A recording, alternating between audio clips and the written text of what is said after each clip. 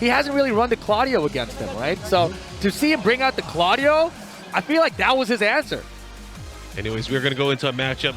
Two of the most beloved characters in Tekken 7. We have Zafina and Akouma. Oh, yeah. People love them. Oh, yeah.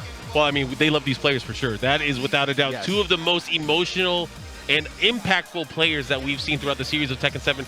Arguably, Arslan Ash, really the rising star over the past few years. Anyways, we're going to go into the matchup. I am excited to see how this is going to play out, especially because Arslan Ash has been on record for almost every region where he comments like, oh, is Akouma still a problem for you guys? He's not a problem in Pakistan. But we just saw what happened to Khan, right? Almost happened to Khan. And like, it looked like Khan is having some issues. Yeah. I mean, maybe it was the nerves, being on the EVO stage and everything, but that was a very, very close first set against Super Akouma and his Akouma. Yeah, and it's going to be fun. I can't wait to see how this is going to play out, of course. Look at Arslan's fingers there, dude. I love the way he hits the buttons. It's so unorthodox compared to how most people play with their hands and their fingers on the stick. I mean, he's like a surgeon when it comes to inputs and just the way he plays. Maybe that we're playing wrong. Maybe we're playing wrong. We could be. I mean, he's the best, man. He's the guy to beat. And again, I mentioned this before, and if you guys aren't familiar, once he gets to the loser's bracket, he becomes the most dangerous player on the planet. Look at the stats. He is almost unbeatable. That's crazy, man. That's actually crazy. This is wild. This tournament's only going to get crazier and crazier. John Ding, top 4 of the tournament. I don't think anyone predicted that to happen. No, and you know, it's funny because the last series of TWT events when we were having offline, he did not make a top 8 in any master event. That's so right. He has really trained and leveled up. Learning and using multiple characters, especially that Julia, which he really built up over the past few years. You reminded me of that because back in 2019, I remember he was having so much trouble and he was trying to add the Julia. He was at the TWT finals for the LCQ. Yeah. He's like, I've been training Julia. I think Julia is the answer. And it was way back then, but he lost with it and it was not the answer then. Yeah. But he stuck with it, and here we are 3 years later, the anime training arc, and John Ding, top 4 of EVO. You love to see it, and you get, again, hard work pays off, and it definitely shows, and he is back here on the stage trying to fight and win, but right now it's all about Pakistan and France. Pakistan versus France again. Super Akouma had to play Khan on the winning side of the bracket, now he gets Arslan in the loser side of the bracket. Yeah, if you guys watching at home are watching this, you may not be familiar with Tekken 7. There is still time to play and learn this game. Pick up on it. You know, we are seasoned commentators on this game, but right now we're not even doing commentary. We're talking about a game that we love, and it's just so easy for us with this level of play to really enjoy it with you guys at home. So I hope you guys are paying attention and you guys are noticing the energy from this crowd, the energy from these players, and how great it is. Yeah, both of these guys fan favorites right now. We got a lot of EU representation here in the arena. Arslan Ash, of course, one of the fan favorites in general across Tekken. He's earned that respect from everybody. If you remember 3 years ago, people weren't so happy. They were kind of booing him out here. It's kind of like mixed reaction. Now, totally different story. Yeah. Oh, big launch. He went for a big whip. He got a heavy uppercut. Unable to land here. Last day on Earth. Let's see. I mean, this is a very odd stage, of course, but again, Super Akouma, he's playing aggressively again. He is looking his way in, trying to find and chip away against Arslan. He caught him right there. He could have finished. Could have. And you know, the thing that was beautiful there was he punished the 1+2. Oh my gosh, he caught him! He caught him! Yo. Okay, that's a good start, Super Akouma. But can he keep it up? That's the question. Can he keep it up for multiple rounds?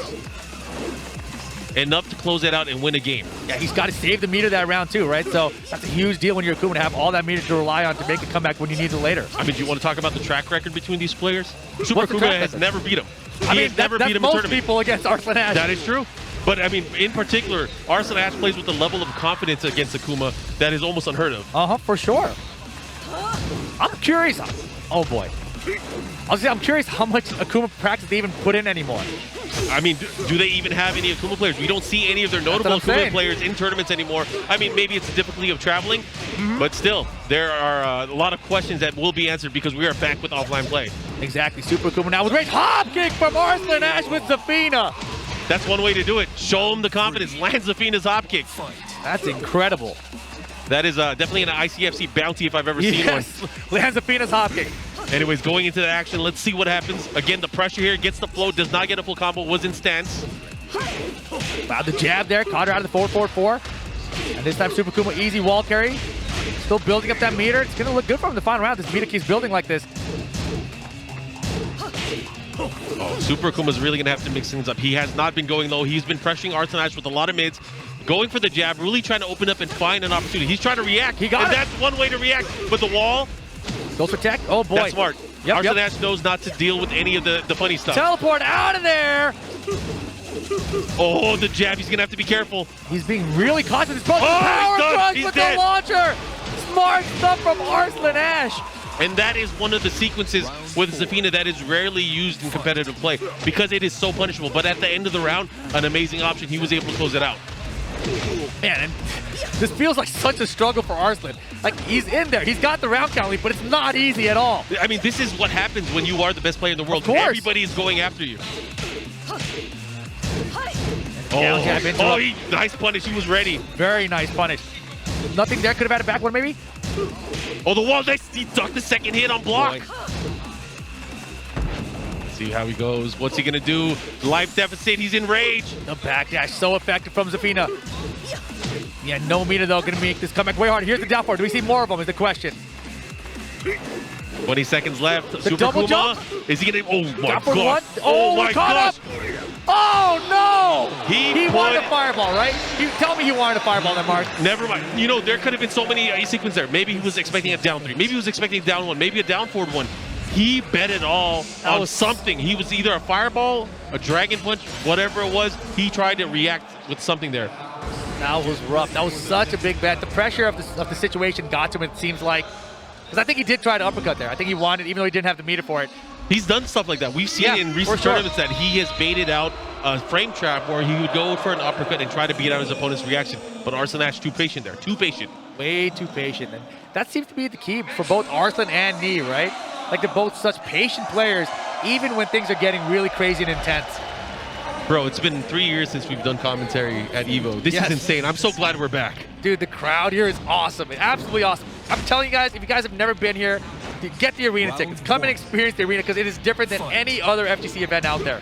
Anyways, going in, he gets the duck, but he's going to get punished for it. Luckily, Akouma not having any meter, but Super Akouma locked and loaded, ready to go. I mean, you got to believe Arslan does a calculated risk. Like, I can just start the game, and what's he going to do? Worst case scenario, 1-2, one uppercut, no big deal. Yeah. I mean, early on, you want to take risks against Akouma. Once he has that meter, that's when you're not going to mess around. Exactly. Anyways, we are in Geese Howard stage. Gets the follow-up to standing three. Let's go. Pushing towards the wall. He might be able to close him out here. Side wall, doesn't matter. Oh my gosh, what a combo. Arslan Ash first round. That was beautiful. And now that 1+2 and the extension there is because he noticed that Super Akouma was always challenging after the 1+2. And now the backdash down for 2. Arslan Ash is getting into a groove right now. He did not look this comfortable in the first set that we saw him in. So now I can see the groove come down. The backdash and down for 2, that's not something we've seen from him yet in this top 8. Oh yeah, the mental Zafina gauntlet coming into play here, and Super Akouma guessing wrong and having to deal with this mix-up. Let's see what happens on wake up. Look at this, he's gonna have to be careful. Back to the wall here. Oh, he floats! Oh boy, but that's good for Arslan. Yeah, good for Arslan. Get some damage though, but again, in rage now, Super Akouma. His tournament life is being threatened right now. Yeah, he's in big trouble here, but rage more to Akouma, but he doesn't have meter. He's gonna need a lot of those down fours. There's 2 of them. Do we get a third? Go for it. Just go for the third. It'll work. Oh, the squid punch. He's done. It's not gonna work. It's not gonna work. I'm trying to warn him. There you have it. Set point, Arslan Ash. Fight. The shining star of I Pakistan. told him not to do it. What's he doing, Mark? I mean, how else is he gonna get? He has no meter. He can't really put the thread on.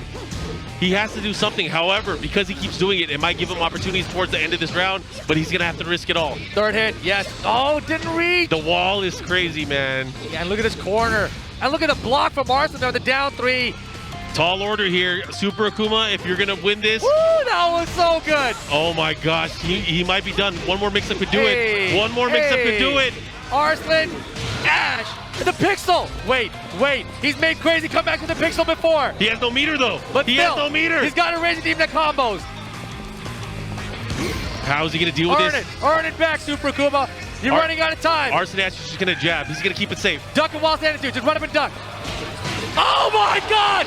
He doesn't have time. He doesn't have time though. He's got to do this to spend the time. It freezes time, and now he's gonna get a ton of damage. He's gonna stay. Arslan Ash can stay on the ground. Ton of damage. Arslan Ash will stay on the ground. Running 3, down 4. Run up and do it again. Run up and do it again. You have no time. You gotta run up and do it again. Oh my gosh, there's no time. Unfortunate. Nice effort, but too big of a lead to overcome. Arslan Ash into the top 4 of EVO. Super Akouma out at 5th.